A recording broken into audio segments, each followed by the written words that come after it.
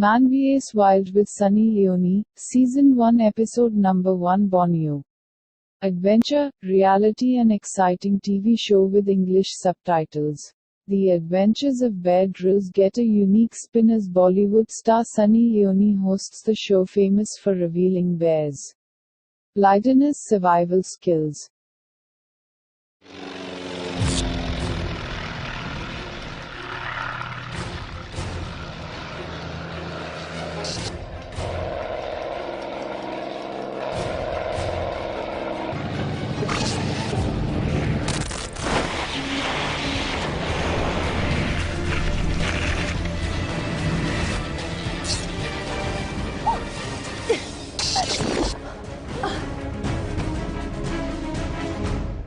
Parachute कहीं भी land कर सकते हैं, पानी, जमीन, जंगल, सब इसके लिए एक जैसे होते हैं। मुझे इस जंगल में लाके फंसा दिया।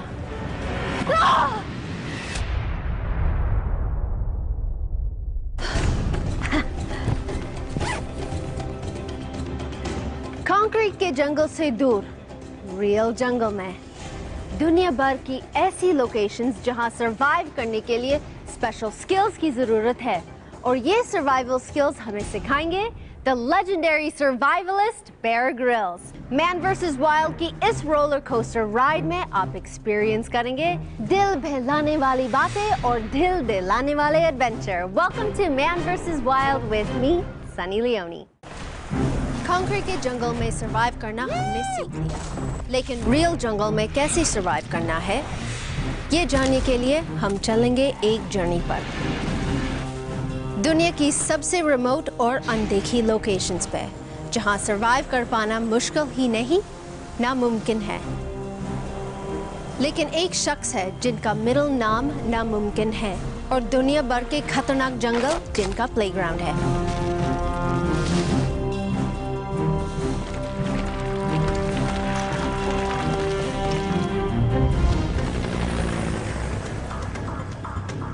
बोर्नियो दक्षिण पूर्वी एशिया में है। ये दुनिया का तीसरा सबसे बड़ा टापू है। करीब 7.5 लाख वर्ग किलोमीटर में फैला ये टापू लगभग टेक्सास जितना बड़ा है। खतरनाक पहाड़ों और बेहद घने जंगल से ढकी इस जगह पर कमाल के जानवर और पेड़ पौधे हैं। दुनिया के पेड़ पौधों और जानवरों की कुल प्रजातियों में से आधी इन जंगलों में मिल जाती हैं। यहाँ हजारों ऐसे जीव और पेड़ पौधे हैं जो आपको दुनिया में कहीं और नहीं मिलेंगे। इसका मतलब है मेरे सामने बिल्कुल नई तरह की चुनौतियाँ होंगी।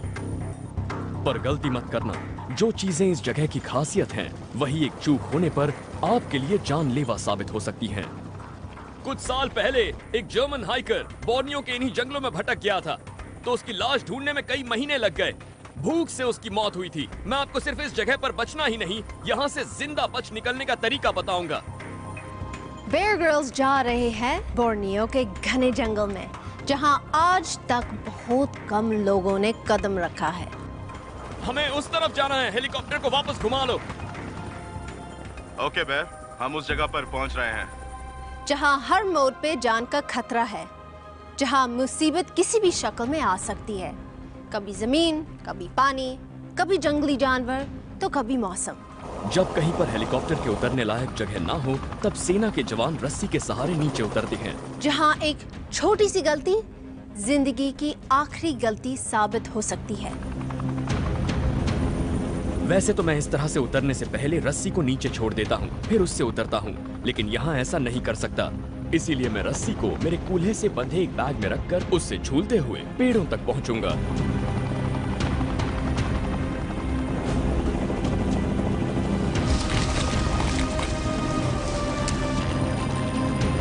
मैं पेड़ों तक तो पहुंच गया, लेकिन अब भी जमीन से करीब 100 फुट ऊपर हूँ।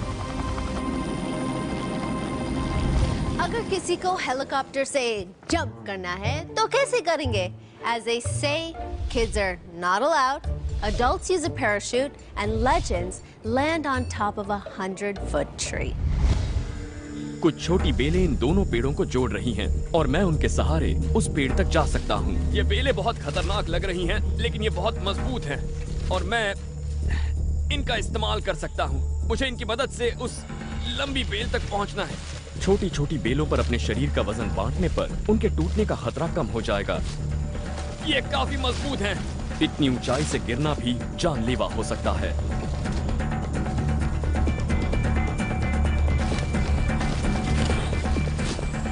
ओके, इस टहनी तक तो आ गया। ये वाली बाकी की टहनियों से मजबूत लग रही है। बढ़िया। ये देखिए, ये बेल काफी मोटी है। इसी को पकड़ता हूं।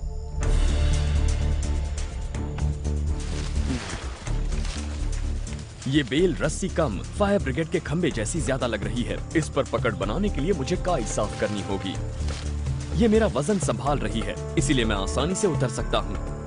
मैं इतना जानता हूँ कि अगर बारिश हो रही होती तो मैं ऐसे नहीं उतर पाता।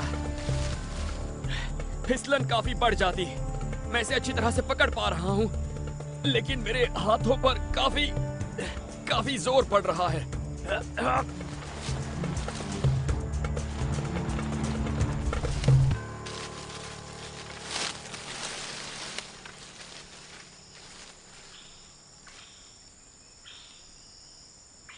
काफी ऊंचा था ये। उतरना आसान नहीं था। ये तो सिर्फ पहला स्टेप था। अब शुरू होगी एक अननोन टेरिटरी, और मुझे पता है बेयर ग्रिल्स को कैसा लग रहा होगा, क्योंकि मैं भी ऐसे ही अननोन टेरिटरी में आई थी। एक ग्लैमरस जंगल जिसका नाम है बॉलीवुड। मेरे एक्सपीरियंस से सरवाइव करने का बेस्ट तरीका है आगे बढ़ते रहना। बोर्नियो में जंगल से बाहर निकलने का सबसे अच्छा तरीका है पहाड़ों से नीचे उतरना। उस तरह से आप जल्दी से किसी नदी या सोते तक पहुंच सकते हैं, और बस्तियां भी अक्सर घाटियों में ही होती हैं। जरा ये देखिए, इनकी वजह से यहाँ सावधान रहना जरूरी है। ये देखिए, ये कांटे देख रहे हैं? अगर नीचे उतरते वक्त आपने गलती से इन्हें पकड़ लिया तो ये आपके हाथों की चमड़ी उधेड़ देंगे। इनसे एक अलग परेशानी ये है कि ये टूटकर शरीर में धंस जाते हैं और इनसे इन्फेक्शन हो सकता है। ऐसे किसी चीज को पकड़ने से पहले अपनी सिक्स सेंस से काम जरूर लें। ध्यान दें कि आप किसी ऐसे तने को पकड़ें और ना ही किसी ऐसे तने को। इस जंगल में सिर्फ इन पेड़ पौधों से ही सावधान नहीं रहना पड़ता, बल्कि यहाँ तो ऐसे जीव भरे पड़े हैं जो आपके खून के प्यासे हैं। ये देखिए, यहाँ एक लीच है। देखिए आपने, इस जंगल में इस तरह की करोड़ों लीचेस होती हैं। देखिए ये कैसे ऊपर चढ़ने की कोशिश कर रही है। अब इसे मेरी गंध मिल गई है, और अगर मेरी खाल से ये चिपक गई तो मेरे शरीर में ऐसा एंटीकोएगुलेंट छोड़ देगी जिससे मेरा खून जमेगा नहीं, और फिर लगातार खून बहता ही रहेगा। मैं इसे यहीं छोड़ देता हूँ। बोर्नियो में इन लीचेस की कमी नहीं है, और मैं इन्हें अपना कीमती खून तो हरगिज नहीं पीने दूंगा।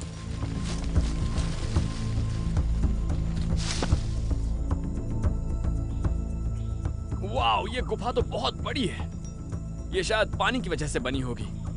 मैं इसके अंदर जाने की कोशिश करता हूँ। हो सकता है मुझे वहां से नदी की ओर जाने का रास्ता मिल जाए।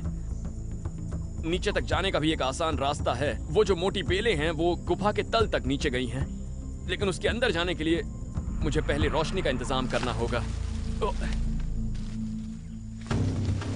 अच्छी मशाल बनाने के लिए जलने लायक कोई अच्छी चीज चाहिए, और इस जंगल में ऐसी चीजों की कोई कमी नहीं है। ये देखिए, ये एक डैमार का पेड़ है। इसके रस से इसे पहचाना जा सकता है। देखिए कितना रस निकल रहा है।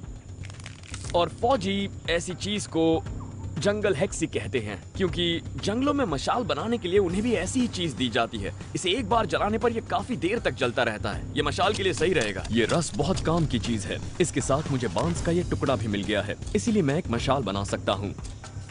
मुझे बांस के इस टुकड़े को एक तरफ से थोड़ा छीलना है, फिर मैं इसमें ये रस भर दूंगा। इसके साथ बांस को भी थोड़ा जलाना पड़ेगा, वरना ये बुझ जाएगा। और एक बार ये पतला हो जाए तो फिर इसके अंदर ये जंगल हेक्सी ठूंस दीजिए अच्छी तरह से। बढ़िया। ओके, अब ये गुफा के अंदर काफी देर तक जलता रहेगा, लेकिन आग जलाने के लिए मुझे थोड़ी सी लकड़ी भी चाहिए, और उसके लिए मैं सूखे बांस का इस्तेमाल करूंगा। अपने चाकू से इसे बाहर से खुरच लीजिए और उसकी छीलन जमा कर लीजिए। ये देखिए, अब ये अच्छी तरह से सुलग जाएगा। मेरे पास अब सारा सामान है। ऐसी जगह पर जान बचाने के लिए पहले से ही सब सोच लेना जरूरी है, और यहाँ मिलने वाली हर चीज का पूरा इस्तेमाल कीजिए। क्या बात है, राटान की बेल। इसे देख रहे हैं आप? ये मेरे काम आएगी। कमाल की बेल है। बहुत ही लचीली होती है। ये बहुत ही मजबूत भी है और इसका इस्तेमाल रस्सी की तरह भी किया जा सकता है।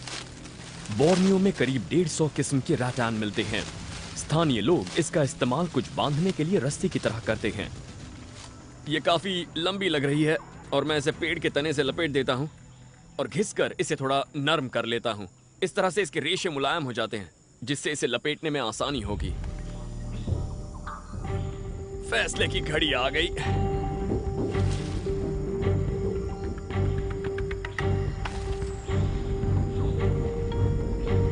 ये बेल मेरा वजन तो उठा लेगी, लेकिन मेरे हाथों पर बहुत जोर पड़ने वाला है। मैं इसके ऊपर खड़ा हो जाता हूं ताकि हाथों को थोड़ा आराम मिल सके। हाथों की अच्छी कसरत हो गई है, लेकिन परेशानी यह है कि मुझे पैरों से कोई ग्रिप नहीं मिल रही है। लगभग पहुंच गया हूं, बस कुछ फुट और। मेरे हाथों ने बहुत मेहनत की है, लेकिन मैं अभी रुक नहीं सकता। ये देखिए, मैं किसके ऊपर उतरने वाला था। सच कहूं तो मैं भी नहीं जानता ये क्या है, क्योंकि मैंने ऐसा कीड़ा पहले कभी नहीं देखा है। लेकिन दोस्तों, ये बोर्नियो है। जितना मैं जानता हूं ये चटक रंग का है, और अगर ये यहाँ बचा हुआ है इसका मतलब जरूर इसमें कोई खतरनाक और खास बात है। जरूरी बात यह है कि ऐसी जगहों पर ऐसी चीजों से दूर रहना ही अच्छा है। चटक रंग चीख चीख कर कहता है कि मुझसे दूर रहो। चलो अब इस गुफा में उतरने की कोशिश की जाए। यहाँ पर उतरने के लिए बेल नहीं है, इसीलिए मुझे अब अपनी रैटन की बेल का ही इस्तेमाल करना पड़ेगा। मैं इस बड़े पत्थर का इस्तेमाल कर सकता हूँ। इस छोर को नीचे फेंक देता हूँ। अब मैं इसका एक छल्ला बनाकर इसे इसके अंदर फंसा देता हूँ। ये अच्छी तरह फंस जाएगी और फिर मुझे नीचे उतरने में कोई परेशानी नहीं होगी। इसके दोनों छोर को अपनी कमर पर लपेटकर इस तरह से टांगों के बीच में से लाकर ऐसे हाथ में पकड़ लीजिए, और बाकी की बेल तो नीचे लटक ही रही है। इस तरह से उतरने पर हाथों पर कम जोर पड़ता है और आप नीचे उतरते वक्त अपने आप पर कंट्रोल भी कर सकते हैं। लेकिन एक पतली सी बेल के सहारे उतरने के लिए कलेजे में दम होना चाहिए।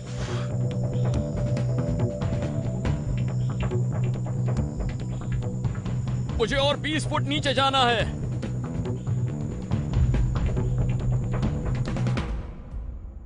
पहुंच गया। बेल थोड़ी सी कम पड़ी, लेकिन जमीन तक पहुंच ही गया। अब मशाल जला लेता हूं। बांस की ये छीलन मेरे स्ट्राइकर से आसानी से जल जाएगी। एक बार आग पकड़ ले तो थोड़ी देर में रस भी गर्म होकर जलने लगेगा। ये देखिए, मशाल जलने लगी है। दुनिया में दो तरह के लोग होते हैं, एक जिन्हें अंधेरे से डर लगता है और दूसरा बेयर ग्रिल्स, अंधेरे का दुश्मन। Bear Grylls LED lights and bulbs. ये जगह बहुत अजीब सी है। थोड़ी देर ये मशाल पकड़ लो। ये बेल लपेट लेता हूँ। यहाँ बहुत बदबू है। ये चमगादड़ की पीठ है, जमीन पर हर तरफ फैली हुई है। बहुत बदबू है, और यहाँ पर मांस खाने वाले कॉकरोचेस भी हैं। वैसे तो वो चमगादड़ का पीठ ही खाते हैं, लेकिन अगर कोई चिड़िया या चमगादड़ नीचे गिर जाए तो वो उन्हें भी नहीं छोड़ते। उनका मांस नोच लेते हैं और उन्हें खा जाते हैं। अब इसे समेटकर हम गुफा से बाहर निकलने का रास्ता ढूंढते हैं। यहाँ अचानक ही डर लगने लग गया है। जंगल में वैसे तो कई तरह की आवाजें सुनाई देती हैं, लेकिन यहाँ पर फिलहाल बिल्कुल सन्नाटा है।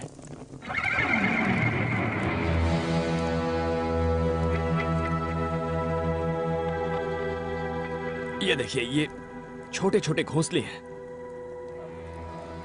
बोर्नियो की ये गुफाएं इन चिड़िया के घोंसलों के लिए काफी मशहूर हैं। इनमें से कुछ घोंसले चिड़िया की लार से बने होते हैं।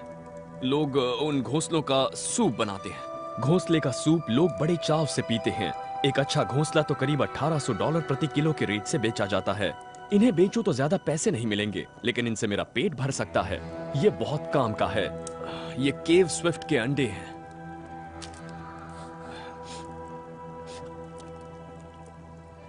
ये वाला सड़ा हुआ नहीं है, मैं इन्हें खा सकता हूं। ये खराब है। ताजा अंडों से काफी प्रोटीन और फ्लूइड मिल जाता है। मुझे भरपेट खाना तो नहीं मिला, पर जो मिला वो अभी के लिए काफी है। चलिए आगे चलते हैं। बोर्नियो गुफाओं के विशाल जाल के लिए जाना जाता है। इस तरफ रास्ता बंद है, वहां कोशिश करते हैं। बोर्नियो में गुफाओं का एक जाल तो करीब 290 किलोमीटर में फैला हुआ है। जमीन के नीचे मौजूद उस गुफा के बहुत बड़े हिस्से की खोज अब भी जारी है। इस कीचड़ में बहुत ज्यादा फिसलन है। जैसे ही मैं इस नई गुफा में पहुंच गया, मुझे पानी की हल्की सी आवाज सुनाई देने लगी। सामने रोशनी नजर आ रही है, चलो चलते हैं। जमीन के नीचे देर तक रहने पर सिर भारी होने लगता है। सामने रोशनी दिखे तो हमेशा राहत मिलती है। चलो यहां से बाहर निकलते हैं। वाह क्या नजारा है। उजाले तक पहुंचने के लिए अंधेरे से तो गुजरना ही पड़ता है। यही दुनिया का नियम है। #सनी की फिलॉसफी। मुझे जंगल की यही बात सबसे ज्यादा पसंद है। कई बार हम ऐसी जगह पर पहुंच जाते हैं जहां हम बिल्कुल अकेले होते हैं, जहां कभी कोई इंसान शायद ही पहुंच पाया हो। ऐसा मौका कभी कभी ही मिलता है। देखिए इसे, और यहां तो पानी भी नजर आ रहा है। मेरे लिए ये बहुत अच्छी बात है। हम इसके सहारे यहां से निकल सकते हैं। ये हमें किसी नदी तक ले जाएगा और नदी के किनारे हमें बस्तियां मिलेंगी।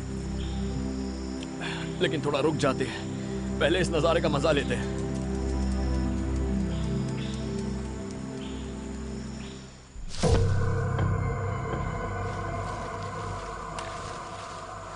गुफा से बाहर निकलकर मैं पानी के एक सोते तक पहुंच गया हूं, लेकिन दोनों तरफ से पहाड़ों से घिरा ये 40 फुट का झरना मेरा रास्ता रोक रहा है।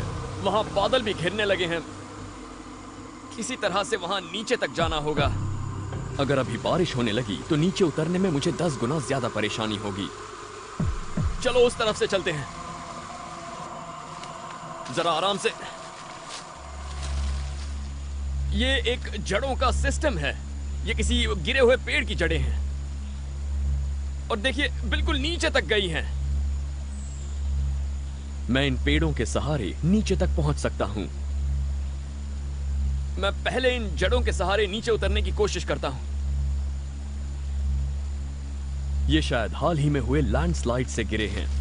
यही वो वजह है जो इन जंगलों को इतना खूबसूरत और खतरनाक बनाती हैं।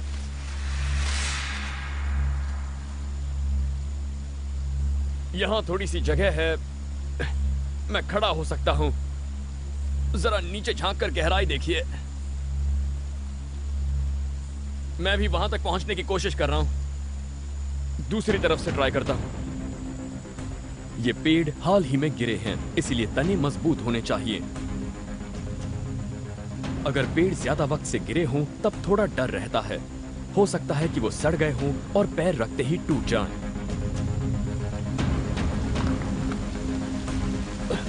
मुझे अपना सारा वजन अपनी जांघों पर डालना होगा। झरने की आवाज बहुत तेज है और उससे आती फुहारों से तने पर भी फिसलन बढ़ गई है। ओह! पेड़ की एक गांठ मेरे पैर के बीचों बीच टकराई।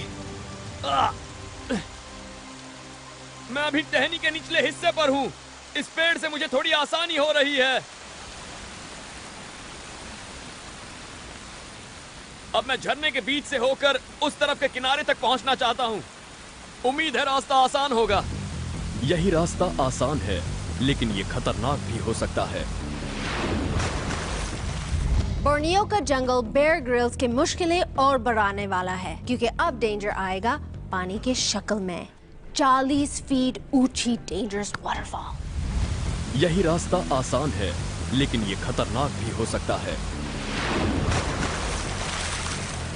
मुझे इन गिरती हुई लकड़ियों से सावधान रहना होगा, क्योंकि जंगल की नदियों में गिरती हुई लकड़ियां बहुत खतरनाक हो सकती हैं। अगर उनसे बचना है तो पत्थरों से चिपक के रहना होगा।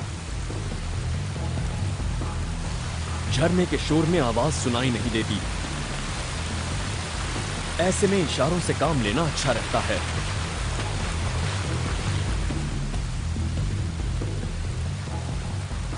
बहुत तेज पानी है। ओके, कम से कम हमने नहा तो लिया। चलो नीचे की ओर बढ़ते हैं। नदी में बड़े गीले पत्थर पड़े होते हैं, इसीलिए जंगल के रास्ते आगे बढ़ना ही ज्यादा आसान होगा। बस नदी के साथ साथ चलते रहिए, क्योंकि ये नदी ही यहाँ से निकलने का रास्ता है।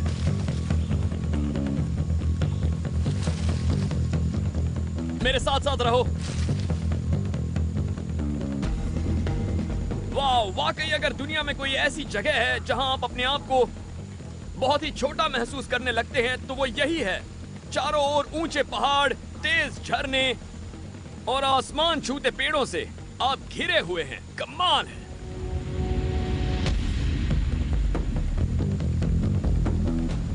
तेज बारिश की वजह से यहाँ खतरा काफी बढ़ जाता है।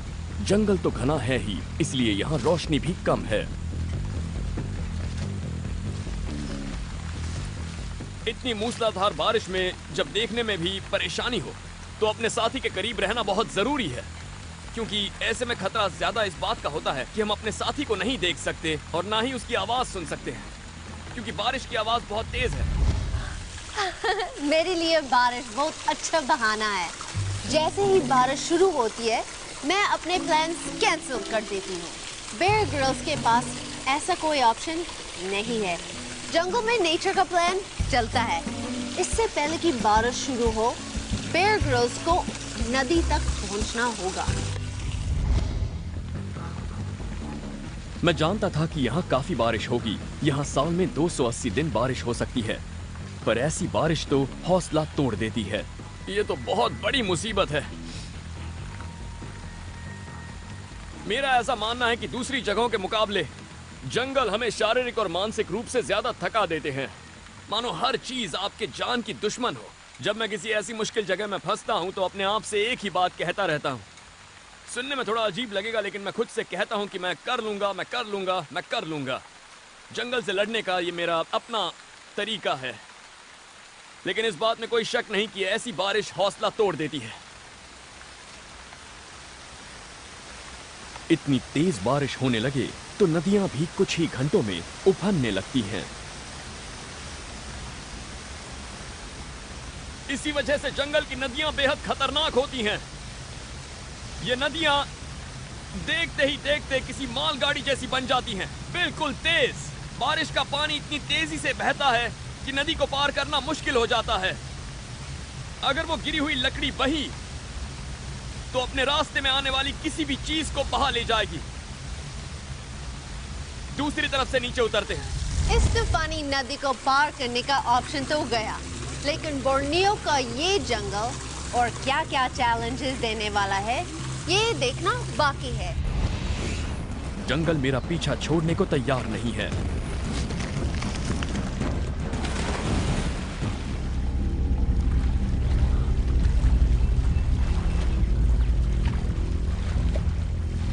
लगता है यही नदी है।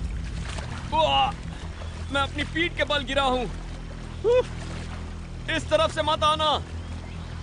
किसी हादसे के बाद 2 पल रुककर दम ले लीजिए, फिर जब आगे बढ़ने लायक हो जाएं, तभी आगे बढ़िए। सच में पीठ में बहुत दर्द हो रहा है, क्योंकि मैं पीठ के बल गिरा था। पीठ के बल गिरने पर चोट तो लगी है, लेकिन चोट ज्यादा नहीं है। हाँ, एक लीच जरूर चिपक गई है। सबसे अच्छा तरीका है कि इसका सिर पकड़िए और इसे ऐसे निकाल दीजिए। इसे मसल देता हूं। जरा ये खून देखिए, इसने मेरा खून चूसना शुरू भी कर दिया था। मैंने उसे उसी वक्त निकाल दिया, पर इतनी जल्दी निकालने के बाद भी जख्म हो गया। ये हमारे शरीर में एंटीकोएगुलेंट छोड़ते हैं, जिससे खून जमता नहीं, बस लगातार बहता रहता है। देखिए मेरे शर्ट पर भी कितना खून लगा हुआ है। यहाँ पर एक पौधा मिलता है जिससे खून बहना रुक सकता है। अगर वो मिल जाए तो मुझे बहुत फायदा होगा। मुझे तलाश है मेलास्टोमा पौधे की। वो पतली पत्तियों और लाल तने वाला एक पौधा होता है। वो अक्सर धूप वाले नदी किनारों पर उगता है। जब ये पौधा मिल जाए तो आप इसकी कुछ नई पत्तियां तोड़ लीजिए और उन्हें चबाकर थोड़ा सा क्रश कर लीजिए। फिर आप ये गूदा सीधा जख्म पर लगा दें, जिससे खून का बहना रुक जाएगा और ये जख्म जल्दी भर भी जाएगा। चलिए अब आगे चलते हैं। नदी के सहारे आगे बढ़ना बहुत अच्छा रहता है, लेकिन इसका ये मतलब नहीं कि आप तेजी से उसे पार भी कर जाएंगे। इन गीले पत्थरों पर काई जमा है, इसीलिए यहाँ टखने टूटने का भी खतरा है। अच्छा होगा कि आप रास्ते को छोटी छोटी दूरियों में बांट लें और उन्हें तय करने के बाद भूल जाएं। इस तरह से थोड़ा वक्त तो लगेगा, लेकिन यकीन मानिए जंगल के बीच से गुजरने से ये तरीका बेहतर है। बोर्नियो के जंगल में एक प्लेन क्रैश सर्वाइवर को 5 दिन लग गए थे सिविलाइजेशन तक पहुंचने में। पता है उसने 5 दिन में कितनी दूरी तय की? 5 किलोमीटर से भी कम। इससे पता चलता है कि ऐसे टफ एनवायरनमेंट में सरवाइव करना कितना मुश्किल है। देखते हैं बेयर ग्रिल्स सिविलाइजेशन तक पहुंचने से कितनी दूर है। चलिए अब नदी के अगले मोड़ तक चलते हैं, आ जाओ। यहाँ सूरज ढलने के 20 मिनट बाद ही घना अंधेरा छा जाता है, इसीलिए जरूरी है कि वक्त रहते खाने और सोने का इंतजाम कर लिया जाए। मुझे नदी में मछलियाँ दिखी हैं, इसीलिए मैं अभी टैम्बॉन नाम का एक फंदा बनाने जा रहा हूँ। ये रहा मेरे काम का बांस। बोर्नियो के आदिवासी लोग भी मछली पकड़ने के लिए इस ट्रैप का इस्तेमाल करते हैं। ये मछली पकड़ने का तेज और असरदार तरीका है और इसमें चारे की भी जरूरत नहीं। भूख से मरने से तो अच्छा है ये बना लो। इसे बनाना आसान है और इसे बनाने के लिए जो चाहिए सब यहाँ मौजूद है। ओह ये देखो, ये बढ़िया बांस है और इसमें पानी भी है। बांस में मिलने वाले पानी में नदी के पानी की तरह पैरासाइट का खतरा नहीं रहता। यहाँ इतनी गर्मी है, जहां भी पानी पीने का मौका मिले उसे गंवाना नहीं चाहिए। ये पतली बेलें फंदे को अच्छी तरह से बांधने के लिए सही हैं। पहला काम है बांस को बीच से काटना, ताकि मैं इसे खोखला बनाकर एक पाइप जैसा बना सकूं। तो अब मेरे पास एक खोखला पाइप है। पानी इसके अंदर से बहेगा और शायद मछलियां भी आ जाएं, और उम्मीद है मैं कुछ पकड़ लूंगा। अब बांस के दूसरे टुकड़े को चीरकर मैं इसे एक जाल जैसा बना रहा हूं। अब इसे मैं इसके अंदर डालकर ऊपर से अच्छी तरह बांध लेता हूं, ताकि ये नदी के बहाव से निकल ना जाए। अब मैं इसे नदी में रखकर कुछ पत्थरों से दबा देता हूं। पानी इसके अंदर से बहेगा और उससे पाइप के अंदर एक सक्शन बनेगा। अगर नदी के इस हिस्से में कोई भी मछलियां आती हैं इस पूरे इलाके में, तो वो इसके अंदर से बहेंगी और फिर वो इसमें फंस जाएंगी, वो भाग नहीं पाएंगी। जब मिलिट्री में सर्वाइवल के बारे में सिखाते हैं तो सबसे पहले यही बताते हैं कि मछलियां प्रोटीन का सबसे अच्छा सोर्स होती हैं और उन्हें आसानी से पकड़ा जा सकता है। मुझे इसे बनाने में 15 मिनट लगे और ये रात भर यहीं रहेगा।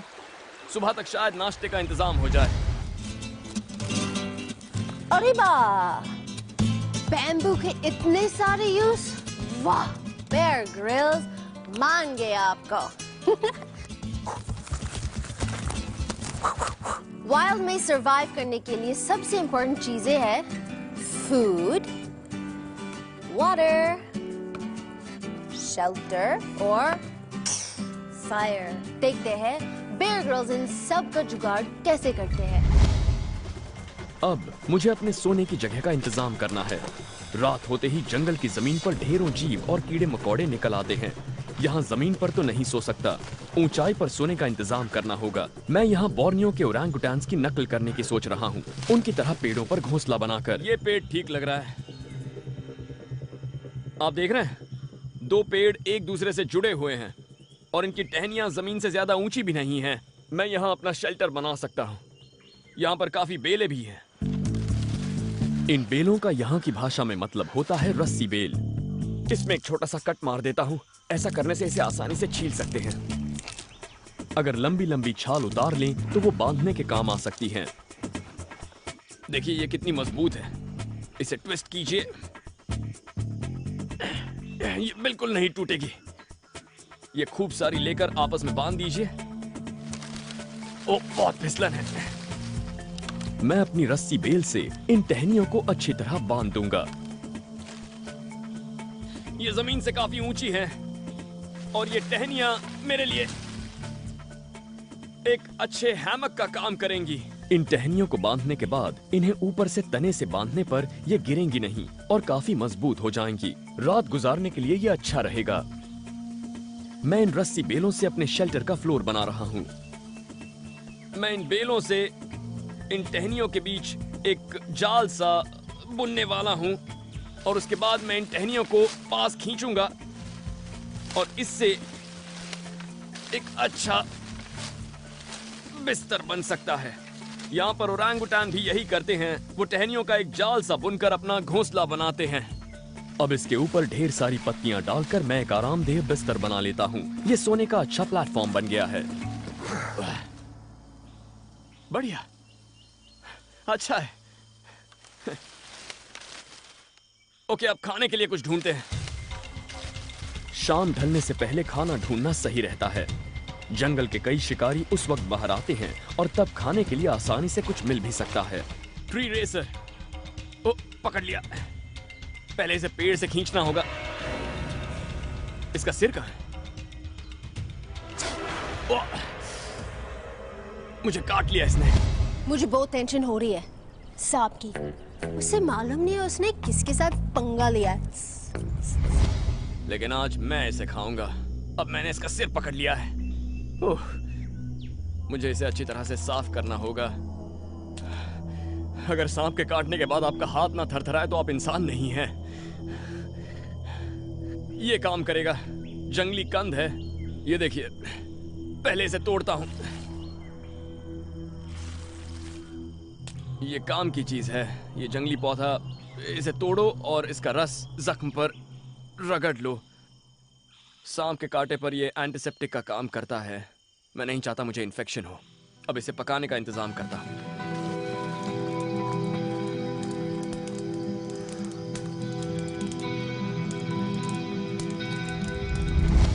ये तो होना ही था। ये है बेयर ग्रिल्स का बदला। Revenge is a dish best served on a barbecue.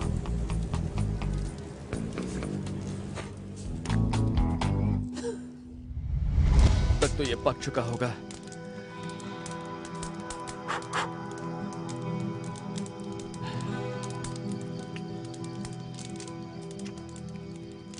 कहते हैं सांप चिकन जैसे टेस्ट करते हैं, लेकिन मुझे तो ऐसा नहीं लग रहा। ज्यादा सख्त हैं और ज्यादा हड्डियां हैं, लेकिन मुझे इससे काफी एनर्जी और प्रोटीन्स मिलेंगे और जंगल में वो ज्यादा जरूरी है। रात हो गई है, इसीलिए मैं अपने शेल्टर में जा रहा हूं। मैं आपको बता दूं कि मलय भाषा में ओरांगुटान शब्द का मतलब है जंगल का मानव, और उन्हीं से मुझे पेड़ों पर बिस्तर बनाने की ये इंस्पिरेशन मिली है। एक काम मैं कर सकता हूं पर ओरांगुटान नहीं। मैं आग जला सकता हूं और मैं आग में इस अनानासी की छाल जला सकता हूं और उससे अगरबत्ती जैसी गंध आएगी और मेरे आसपास जो भी मच्छर हैं वो भाग जाएंगे। और जंगल में मच्छर भगाने के तरीके आना सबसे जरूरी बात होती है। अब थोड़ी देर सोने की कोशिश करता हूं। मैंने बोर्नियो के जंगल में रात बिता ली है, दुनिया के एक बेहद खतरनाक बीहड़ में। कल मैंने मछली पकड़ने का एक फंदा लगाया था। अब जरा देखें नाश्ते में क्या है।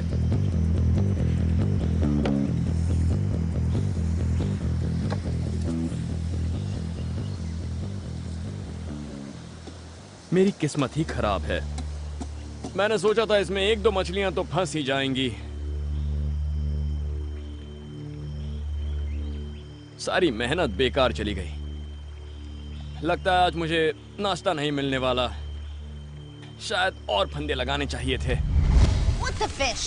एक भी मछली नहीं। इस बात में मुझे एक शेर याद आया है। अर्ज किया है, ट्रैप में एक भी मच्छी नहीं हुई है। Thank you, thank you. Trap में एक भी मच्छी नहीं हुई है। बेयर ग्रिल्स के दिन की शुरुआत अच्छी नहीं हुई है। #Sire Sunny। अच्छा, मैं असली मच्छी नहीं खाती हूँ ना। चलिए अब आगे चलते हैं। ये बहुत जरूरी है कि निराशा को हावी ना होने दें और अपना हौसला बनाए रखें। इस धारा के साथ साथ बढ़ते बढ़ते कोई बड़ी नदी मिल सकती है और फिर कोई बस्ती भी। अभी अपना पूरा ध्यान इसी बात पर लगाना है। जंगल तो कदम कदम पर मुश्किलें खड़ी करेगा ही, जैसे कि ये झरना। इसे देखकर तो मन कर रहा है कि मैं इसमें कूद पड़ूं, लेकिन मैं नहीं जानता ये कितना गहरा है। अगर ये वैसा है जैसा हमने पार किया था तो इसमें बड़े बड़े पत्थर होंगे। जानबूझकर टखना क्यों तुड़वाऊं? मैं इस रैटन बेल के सहारे नीचे उतरने की कोशिश करूंगा। अगर मुझे इस बेल के सहारे नीचे उतरना है तो पहले इसे किसी अच्छी जगह फंसाना होगा। यहाँ कोई मजबूत पेड़ नहीं दिख रहा, इसीलिए मैं इसे किसी बड़े पत्थर से बांधने की कोशिश करता हूँ। मैं इसमें गांठ लगा लेता हूँ ताकि इस चट्टान से ये अच्छी तरह से फंसी रहे। चलिए, हो गया। देखते हैं। ओके, ये सही है। अब इसके सहारे उतर सकता हूँ।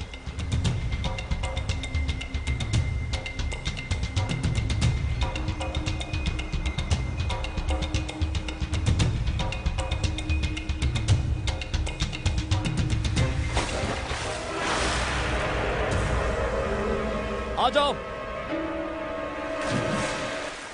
संभल कर। नदी के आसपास बने रहना एक अच्छी योजना थी, लेकिन इस तरह की तेज धारा को पार करने से पहले ये देखना जरूरी है कि बाहर निकलने का सेफ रास्ता कहाँ है।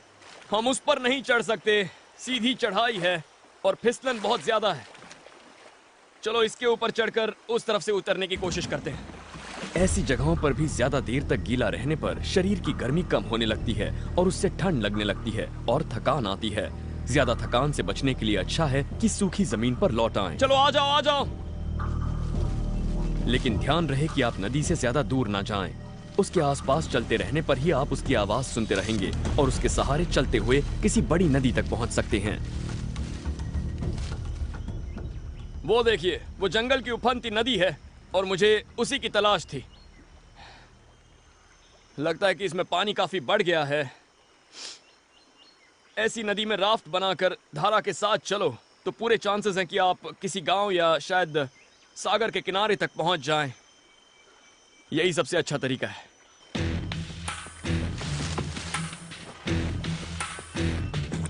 तेज बहने वाली नदियों से अक्सर जगह जगह पर इस तरह की कीचड़ भरी दलदल बन जाती हैं। ये बहुत चिपक रही है।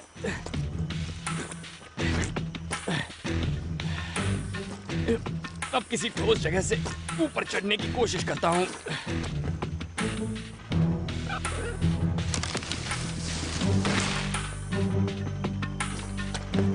यही है जंगल की कहानी।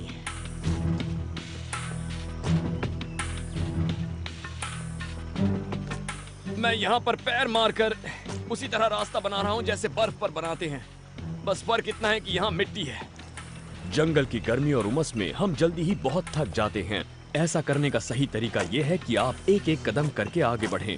उन बांस तक पहुंचना मेरे लिए जरूरी है। आखिर पहुंच गया। चलिए अब थोड़ा बांस काटते हैं। राफ्ट बनाने के लिए बांस बहुत अच्छे होते हैं। इसमें हवा इन खोखले हिस्सों में भरी होती है, इसीलिए ये आसानी से तैरते हैं। ओके, ये काफी भारी भी होते हैं, इसीलिए मैं चाहता हूं कि कटने पर ये सीधा वहां नदी के पास गिरें। इसके बाद मैं इसके ऊपर के पतले हरे हिस्से को काट कर उसके छोटे छोटे टुकड़े कर दूंगा और उससे अपनी राफ्ट बना लूंगा। उस तरफ से काटना शुरू करें जिस तरफ आपको इसे गिराना है। बांस को इस तरफ से काटना आसान है और इसीलिए खांचा भी आराम से बनेगा। लेकिन अगर आप ताजा बांस काटेंगे तो कम से कम इतना तो तय है कि वो सड़ा हुआ नहीं होगा।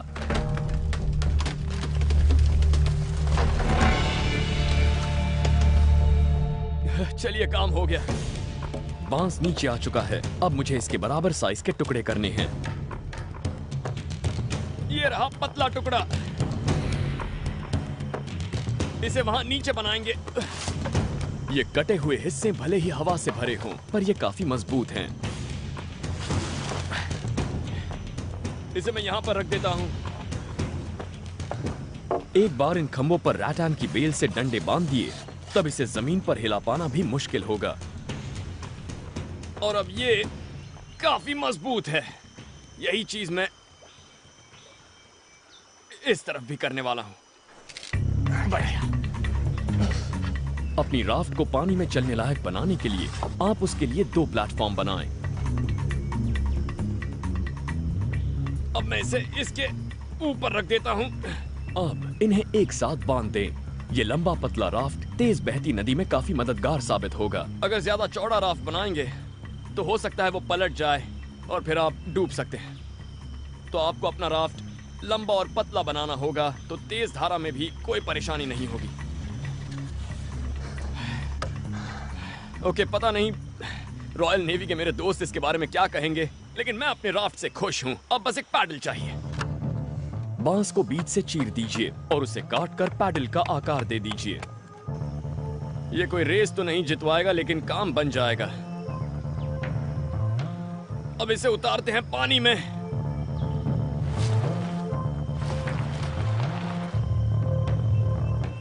ठीक है, अब इसे ट्राई करते हैं। ये अच्छा है, मैं पानी में डूब नहीं रहा हूं। मैं आपको लेकर आई हूँ बोर्नियो के जंगल में, जहाँ बेयर ग्रिल्स को एक के बाद एक चैलेंजेस को फेस करना पड़ा है। बहाव इतना तेज है कि यही मुझे बहाए ले जा रहा है। अपने पतवार का इस्तेमाल मैं राफ्ट चलाने के लिए नहीं, उसे संभालने के लिए कर रहा हूँ। इसी वजह से जंगल की नदी में आप 2 पल भी लापरवाह नहीं रह सकते। इन नदियों में हमेशा चौकन्ना रहना जरूरी है। इसके गंदे पानी में कई तरह के छोटे मोटे पत्थर और चट्टानें हो सकती हैं, और जहां धारा तेज हो वहां पर पानी के नीचे खतरे छिपे हो सकते हैं। आपको अलर्ट रहना होगा और इन चट्टानों से बचकर निकलना होगा, क्योंकि ये राफ्ट बहुत हिल रहा है। मैं उन चट्टानों से तो निकल आया हूं, लेकिन इस तेज बहाव में मैं लापरवाह नहीं हो सकता। जंगल में नदी के किनारों से भी सावधान रहना जरूरी है। वो अक्सर काफी खतरनाक होते हैं और वहां जंगल से ज्यादा लकड़ियां पड़ी होती हैं। वाओ, ये देखिए। मैं खुश हूं कि जब ये लकड़ियां गिर रही थी तब मैं यहां नहीं था। मैं भीगा हुआ हूं और थक गया हूं। सांप के काटने से अभी भी हाथ में दर्द हो रहा है। लेकिन नदी में कई घंटे रहने के बाद मुझे वो दिख गया जिसकी मैं खोज कर रहा था। एक बस्ती। मुझे बाहर निकलने का रास्ता मिल गया। मेरी राफ्ट ने अपना काम कर दिया। नदी के साथ साथ रहकर लोगों तक पहुंचा दिया। मैं उन नावों की ओर जाता हूं। बोर्नियो के जंगल की तमाम चुनौतियों का सामना करने के बाद अब मुझे सीधा घर जाना है।